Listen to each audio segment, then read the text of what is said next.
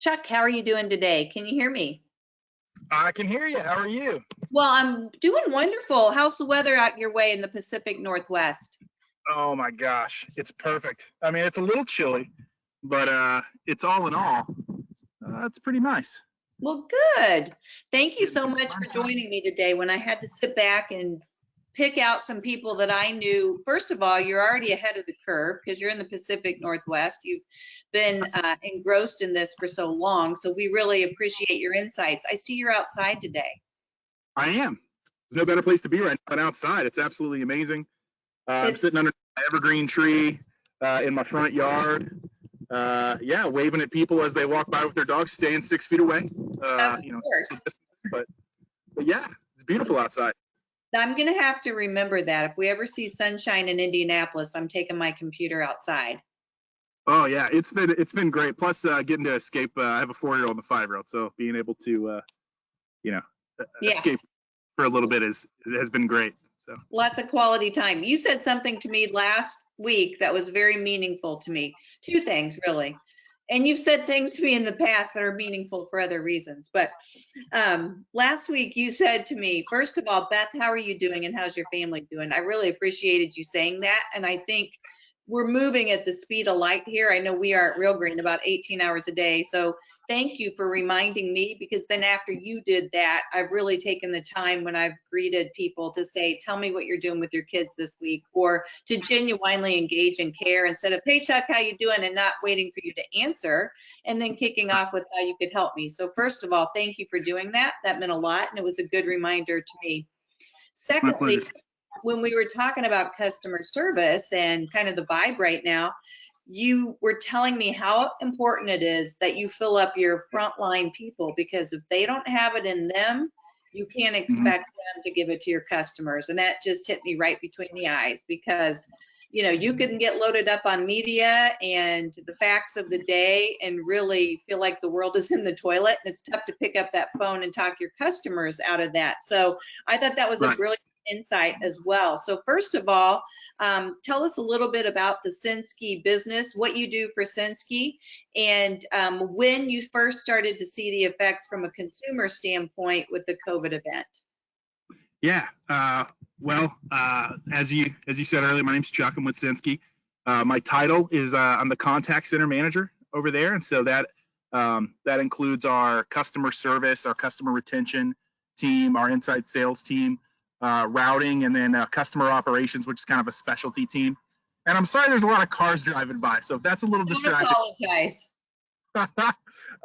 And so that's my title, but as we all know in the green industry, our titles and our roles are very sometimes we can take on a little bit more, and we're all doing that right now because of this COVID-19 situation. It's one of the things that makes, I think, our industry really, really unique and special, is that it doesn't really matter what your title is, right? When it's time to work, it's time to work, and when stuff like this happens, we band together.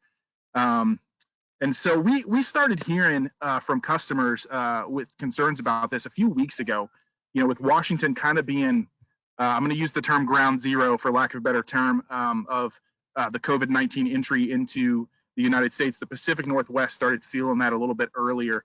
And I was talking to my brother down in Texas a couple of days ago, and he was saying, hey, you're about a week and a half ahead of where we are. What should I be expecting? I told him, just buy some toilet paper, man. Buy some toilet paper and said you'll be good. But we started hearing from customers about a week and a half ago with some concerns. And we're pretty proactive at Senske, and we started putting some measures in place, some communication measures to our customers at that point. We sent out, with the help of the Real Green team, we sent out a lot of email communication, some automated phone call communication through TCN, letting our customers know our stance, that we were going to remain open. And so we kind of got ahead of some of it to the best of our ability, communicating that, and that's made life a lot easier for us. One question, when you sent out that first communication, what was consumer sentiment? What did your customers say about that you said were business as usual, essentially? Yeah, well, first of all, they appreciate it. With all the chaos and all the uncertainty that's going on right now, having a sense of stability and seeing seeing the Senske truck roll up is, as usual, is comforting for people, right? And so communicating that, hey, I know things are uncertain right now and kind of unpredictable, but your yard is still going to look great this year. Your home is still going to be pest free because we do pest control as well. Your trees are going to look great. Your shrubs are going to look great, and we're still going to be there to take care of you.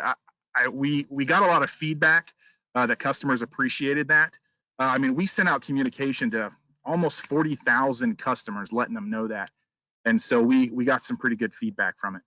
That's excellent. So I think it's important for those listening to hear that this is a company that's at scale. How many locations do you all have in the Pacific Northwest? We have 12 different locations through 4 different states right now. Yep. Excellent. And you do lawn care, chemical lawn care, pest control, tree, Christmas decor. Anything else I missed? Yeah, we do maintenance as well as commercial snow removal and de-icing through the winter. Basically, if it has to do with the outside of your house, we take care of it. Wonderful. Okay, so let's start with how are you preparing frontline customer service reps to take calls, and then we'll talk about the specific types of calls. What are you doing from a training and prep perspective? A lot right now, especially considering the state of Washington. Sorry, my cat just came over to say hello. So no apologize. No apologize. He's messing with my computer a little bit. Hey, buddy. We're doing a lot right now, especially in light of the fact that Washington State just issued their stay home, stay healthy mandate. So employers or employees that are able to work from home should do so. So our entire corporate office is now 100% remote as of yesterday. And so there's been a tremendous amount of training that's gone into not only getting them set up to work remotely, but also how to respond to all of this. And one of the first things that we're doing, that we did, was a lot of empathy training and de-escalation training.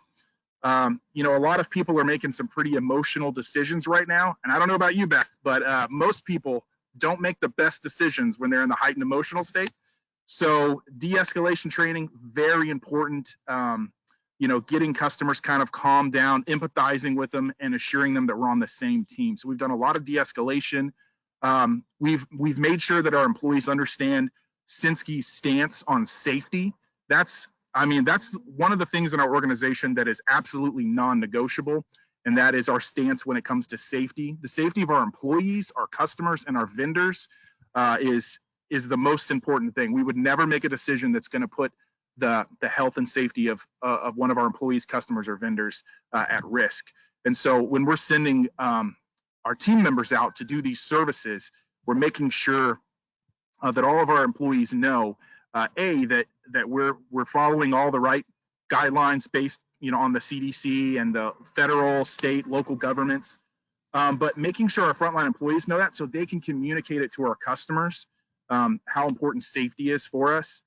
And if your organizations haven't made that point very clear to your frontline employees right now, now's the time to do it if you haven't already. That's an excellent point. And in terms of technicians being outside, we're very fortunate that we are the original social distancing industry. I had a conversation with Mary Hernandez from California Pest Control Operators today, and she said, you said something to me a few years ago that's haunting me, and I had brought up that in prior recession years, that when I was at Scotts Miracle-Gro, Ortho Home Defense was very strong because pest control maybe at sometimes it's more recession proof. And she said, I'd give anything if we were doing our work outside right now. You all are so lucky in the green industry because you get to send your guys outside. And in some instances there, they do not wish people to come inside. So it is the original outdoor. Are you doing anything in relation to your technicians with product, and how are they getting that at the warehouse, or what's that process? How's it changed? I couldn't necessarily speak to that as I don't have a lot of interaction with the product, but from all of the meetings that I've been in, it hasn't necessarily been impacted. Our people that are doing our ordering here have done a phenomenal job of making sure that we're forecasting ahead. And so But I mean technicians coming to the warehouse to pick up products. Oh, okay. I'm sorry, I misunderstood. So that was a good response first, anyway. Yeah, we're making sure that we're adhering to the 6-foot social distancing guidelines, and everyone's wearing proper protective gear. and everything. And so we haven't really had to make a lot of changes to that. We do have people in-house that are doing the mixing and loading of vehicles. We're having to make sure that we pay special attention to if our mixer loaders are getting into a vehicle and then getting out, and then another technician's getting in. We're making sure that we're making the right decisions there as to just to minimize the potential for any sort of transference right now. Our technicians and our employees, customers are there. Our technicians and our customers' minds at ease. Yeah. Wonderful, wonderful. So there's nobody that needs to be on site then. Everybody's 100% remote. As far as our corporate office, yes. And so our technicians are, they're still coming into the facility, but we're staggering some of that, and we're making sure that the social distancing there is adhered to. Have you modified any of your collection procedures? Any best practices there with collecting money?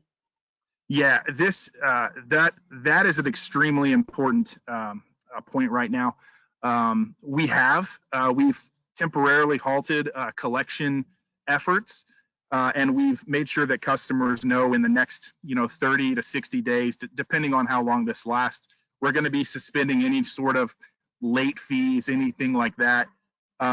We're still obviously asking customers to pay their bills, but we're making sure that there's easier options for them to pay. Going online to their Senske.com account through the CAW and paying there is phenomenal. Sending the after service emails with a link to the invoice these things have been tremendous in our efforts. Our contact center folks, we've told them we're not going to be mailing any invoices out. If a customer calls in and asks for a mailed invoice, we're going to be sending those via email just to reduce the handling. Yeah, we're really trying to make sure that any potential transference right now is just as low as possible. So that's a great point you just brought up. One of the frequently asked questions from Real Green customers is, can you provide me the tools so that we can go paperless in almost every way? And some states allow it, some you still can't quite do that. But what is your best advice for getting email addresses from customers? Because quite honestly, if you don't have the email addresses, you can't go paperless. That's a great question too.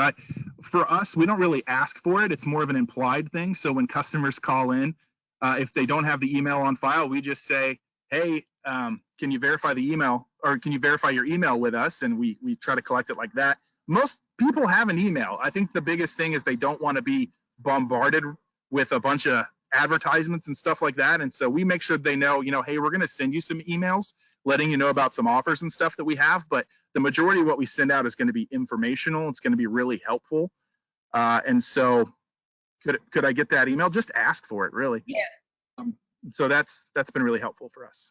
Excellent. So let's dig into very specific talking points with customers who either are canceling, putting their account on hold, or skipping. So when I was the director of customer service for Scott's Miracle-Gro, we addressed skips and holds as though they were mini cancels, because as you know, the customer may say that because they don't want to confront you with I'm severing the relationship. So I kind of group all three of them into the same category in terms of overcoming objections. Let's start with COVID response. I am concerned about COVID response and I want to cancel my account. What's your best advice for overcoming that? Yeah, there's two main reasons that they would be wanting to postpone services or cancel because of this COVID situation. Either A, they're worried from a financial standpoint, or B, they're worried about the face-to-face interaction, any sort of contact. So to tackle those one at a time, the face-to-face contact one's easy, and that is, you can just wave at me through the window. You don't have to open your door, say nothing. We're gonna knock, just to make sure we're there, and then we're gonna step away from the door. We're gonna go back to the truck. We're gonna unroll the hose, and we're gonna get it taken care of. So if you're worried about that, don't be, right? And so that's number one. Number two, if they're worried from a financial standpoint, it's really important to remember that our lawns, our landscape is an investment, right?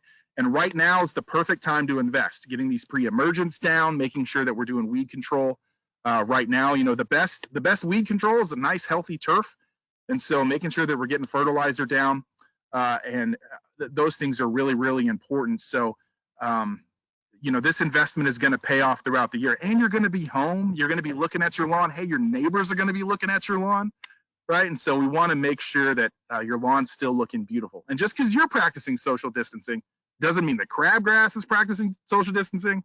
Dandelions, spiders, things like that, they're not practicing social distancing, right? So we got to make sure that we're still taking action there. That's excellent. I had a conversation today with some folks from Michigan who just got their halt order, stay-at-home order.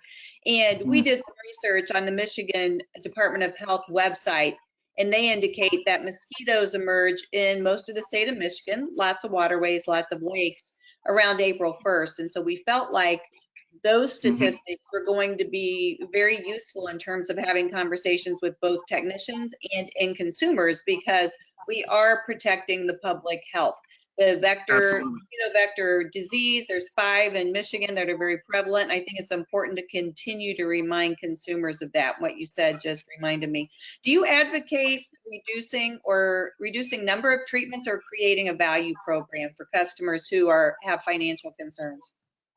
Yeah, we have 2 different options. You know, if right now the most important thing for them is to just reduce the amount of money that they're spending, we can either reduce the areas that we're servicing, maybe if the backyard isn't as important to them, making sure that we're just taking care of the front yard at least, so we have that curb appeal, or we can reduce the amount of services that we perform a year. But we really recommend not really making those adjustments. I'm sure everyone would recommend not making any of those adjustments and continuing the course. But right now is not the time to reduce, though. With going into the spring and then having summer very close by, now's not the time to make those reductions. So you're a few weeks into this. Do you see consumers adopting more of this is the new normal, and I am expecting the Senske guy here and actually saying, where are you, which is the #1 call we would typically get in March? Yeah, we're seeing our scheduling calls, go up. Hey, where are you guys at? We're having customers just call in to make sure that we're still open. You know, there's so much uncertainty right now. Yesterday, depending on when this is going up, but Monday, we had a lot of customers just calling saying, hey, just want to make sure my tech is still there and everything's going fine. And, you know, it's been really sweet to see the customer response. So I think that they want a sense of normalcy, right? And they want a sense of consistency. I think you're right. Somebody said control what you can control. What I've controlled is eating a lot of sugar in the last 10 days because I've been sitting at my desk. So we have a saying around here that there's only 2 things you can control, and that's your attitude and your effort. Everything else, it's going to go haywire, right? But your attitude and your effort are the only things that you have any power over. So, you know, we're going to choose to be positive, and we're going to choose to continue to give 100%. And I think that's a good mantra, I think, for our industry right now is we're going to be positive and we're going to give 100% because that's just who we are.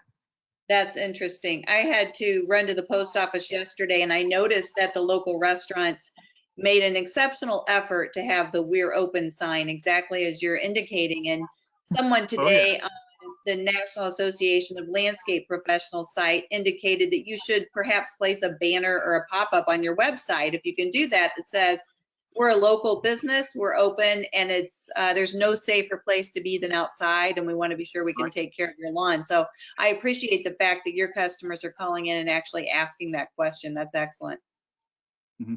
Do they, in terms of any other customer feedback, are there frequently asked questions you're getting that I haven't talked about? Not so much at this time. There are some concerns. People are seeing us out and about and are calling in to tell us that we need to stay home and things of that nature. And it's really important when that happens that we're making sure that people that call in or write us on social media or anything that know that we are an essential service. Absolutely. There's safety elements to it. There's making sure that we're protecting people's investments as well. And so we're going to continue to take care of people because that's who we are. So as people call in or write in and for other companies and maybe express frustrations because they don't fully understand the nature. They think that only emergency responders should be out right now. That's the only thing that's essential. Making sure they understand that what we're doing really is essential. It really is important to our communities, and it's important safety. Oh, we get another phone call. Oh my gosh. You're a busy Really guy. isn't. We'll hold. Oh man, it was going so smoothly. Yeah, good. Yeah, I put him on hold, but fine. I'm talking to Beth Berry, right? Everyone Oh, else. wow. No, you just brought up a really interesting point. If you've never known anyone with Lyme disease from mosquitoes or ticks, or your pets ever had fleas, I had that happen one time, and I typically don't give them their flea medication for a couple more weeks. And I thought, if by chance they would get fleas, I'm stuck at home with them, and I don't think the carpet cleaner guy can come. You're getting this medication today. Can Right. you imagine the world we live in? Have you seen this beard? I can't be getting fleas, Beth. I can't be getting fleas right now. This is my quarantine isolation beard right here. I'm gonna look like Tom Hanks in Castaway when this thing's over. You're getting very, very close. I like it. It's a good look on you. You can pull it off. Thank you. No, Thank you. your phone rang. My daughter, I've been a telecommuter for her entire life since she was 10 weeks old to some degree, and she's 22 and regretfully home from college. She's not happy about it, but the dog started barking while I was on one of these calls the other day, and she was panicked. Mom, I'm so sorry. I'm like, that ship has sailed. We're all into telecommuting in for dogs, cats, phones. It's fine. That's what we're telling our, we had some concerns for some of our agents that are, from our customer service standpoint, that are working remotely. Some of them have been impacted by school closures and their kids are home, and they're asking, what should I do? Should I put my kids in another room? What do I? And I'm like, no, don't put your kids in another room. Look, don't punish them because of this. Customers are going to understand, that if they're on the phone and you say, hey, I'm working remotely from my home so that we can continue to serve you, they're going to understand that there might be a little background noise. They're going to understand that the cat's going to walk up on you. They're going to understand these things, right? And so that's the biggest thing is, while this is a very frustrating and some uncertain times right now, I really think it's showing the true character of our industry and the character of our customers. And that is that it's a really strong industry, and it's a really caring and passionate industry as well. And I would also say they're very nimble for new solutions. So tell me some technologies you've used that's made it easier for you guys for business continuity. Yeah, one of them, we know that communication is one of the most important things to keep an organization healthy. One thing that we rolled out is Microsoft Teams, which allows these open forums for our team to use to communicate and collaborate in real time. We're not not one of us is as strong as all of us, right? And so being together is really, really important. And when we're physically separated from one another, we still need to have that sense of togetherness. So Microsoft Teams has really helped us pull that together. We do video conference calls because we still need to see each other's faces. That's actually, some of our agents have reached out to me and said, you don't know how much that means to me. I miss you guys. I'm sitting here by myself with my cats, and I'm not getting any adult interaction. And so it's been really nice to see other faces. So for remote workers, Microsoft Teams is important, very, very important. And then just, if you're a supervisor or a leader in your organization, pick up the phone and call some frontline employees, call your technicians out in the field and tell them how appreciative you are right now. Because they're not seeing you as much, most likely. They're not seeing each other as much. And so continuing to have those touch points, those meaningful touch points is going to be critical right now. One of the things that I've always admired about the way you've managed a call center is the very high level of quality. And you don't have a fancy office in another part of the building. You are sitting right out there in the trenches, my friend, listening real time, providing feedback real time to customer service reps, keeping it real all the time. And I love watching you in action. But how are you managing to ensure that you have the same level of quality when you're not all ears listening to every single conversation going on? That's a tricky one. It really is. And it's of all the things that from our contact center standpoint of deploying this work from home, it's one of the things that's I've honestly been the most concerned about, because it is a strategic advantage of ours that we're all together. And so one of the things is leveraging our phone system, the ability to listen to calls live and provide live feedback. That's one thing that we're able to do. Another one is making sure that our employees know that if they have questions, that we're accessible. But leveraging our phone system, the technology there has been really, really beneficial. I wish that I could hang out with them and listen to what they're saying, but I don't think most of them would let me over to their houses. So I think right now we're just going to have to use the technology we have. That's excellent. One last question for you. How would you advise? We're just now in the Midwest and parts of the East Coast getting the stay-at-home notices from state and local municipalities, and having very candid conversations and emphasizing that every business is unique and every business owner needs to make that decision on their own, whether or not it fits their business, their employees, and their community. But how would you encourage other lawn care operators to, I hesitate to use business as usual because it is anything but business as usual, but right. What words of advice would you give them to ensure that there's business continuity? I would say the most important thing, and I think it's a good point you brought up about the not saying business as usual. I mean, it's business as new usual, I guess you could say, or the new normal. But I would say make sure you understand what your organization's mission and vision are, and your values, and hold on to those things and push those things forward. At Senske, our mission is to create and maintain environments that are great places to live, work, and play. So we're going to continue. It's easy to make decisions when you know who you are and you know what your organization is about. So I know that whatever we choose, it's going to be to create and maintain environments that are great places to live, work, and play. So it's already going to be easier for me to make a decision. So really tap into your mission as an organization, push that forward. The other thing is listen to your frontline employees. They are closer to the problems, right? Or the opportunities, I guess you could say. They're coming up with solutions to problems you don't even know exist yet. So really start, or if you haven't already, start listening to them and getting their feedback. That's going to be really, really critical. Be proactive and not reactive. 90% of the people out there are going to be reactive, right? So if you know you're going to have to go remote and you're going to have to get some laptops or some hardware, go get that. Don't wait until you have to, because some of that stuff's going to be missing, and then you're going to have to spend way more money on things that you could have made some decisions a little bit earlier. And you can call your friends at Real Green to help you get situated for that remote work with your new hardware. Absolutely. Absolutely. You guys have been extremely helpful in this. I have to shout out our IT department.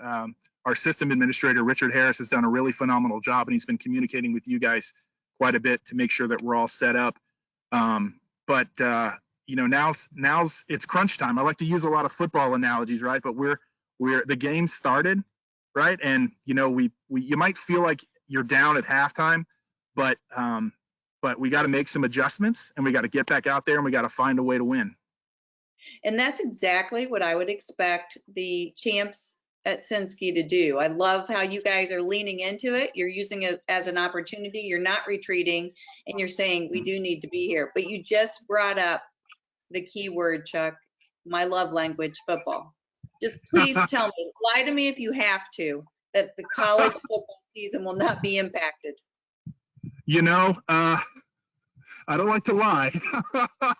I'll tell you, my love for football will not be impacted. And absence does make the heart grow fonder, Beth. So I am anticipating a really good football season, especially for my Texas Longhorns. Sam Ellinger at quarterback, we're going to do a great job this year. I really feel like this is our year in the Big 12. Now that Oklahoma, I think with their quarterback moving on to the draft, that it's going to be our time. So I'm excited. You're so cute when you talk about football. You're just so cute. I saw a meme that said, I'm so sorry that I missed that Sun Bowl blowout at 10:45 at night. I'll watch anything again. Just give me a Sun Bowl at 10:30 in the morning. I'm here for it. I'll take it. I'll take it right now.